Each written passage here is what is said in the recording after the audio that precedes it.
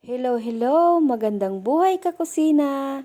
Ngayon po ang lulutuin natin ay spicy chicken feet. Kung hindi pa po kayo nakapag-subscribe sa aking YouTube channel, pa-subscribe naman po ako dyan. So ito naman po yung mga ingredients natin. Meron po tayong 1 kilong chicken feet. Ayan, malinis na po yan. Natanggalan ko na rin ng mga kuko.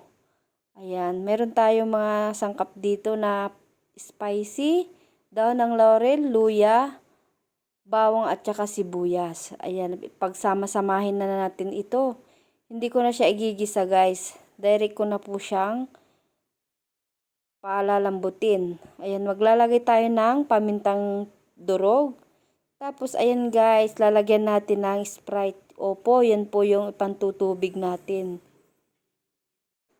Kaya subukan nyo rin po na Sprite po yung pangtutubig nyo. Ayan, tapos po maglalagay tayo ng soy sauce. Bali, tinantya ko na rin po yan. And then, maglalagay din po tayo ng liquid seasoning. Para malasang malasa yung ating chicken feet. Tapos, maglalagay din po ako ng ketchup. Opo, maglalagay tayo ng ketchup para mapulang mapula yung ating chicken feet. Pampadagdag din ng lasa, medyo manamis-namis. Ayan, takpan natin. Tapos isimmer natin ng 1 oras. Sa katamtamang apoy lang guys. Pagka kumulo na po siya, hinaan na natin yung apoy.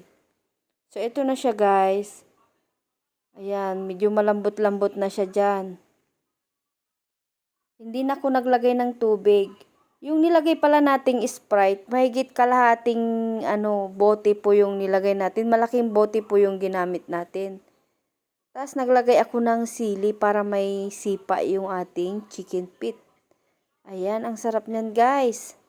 Sarap niyang papakin. Kung mahilig kang mag-inom, masarap din itong ipampulutan. Ayan, inalis ko na po yung mga dahon ng laurel.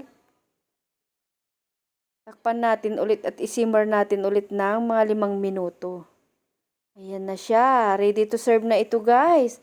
So yan po, kung hindi pa po kayo nakapalo sa aking FB page, papalo naman po ako. James Cooking din po.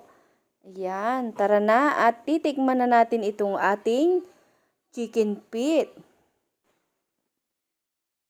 Maganda talaga guys kung medyo tuyong-tuyo yung ating pagka-adobo dito sa ating chicken feet. Yung ganyan na po siya oh.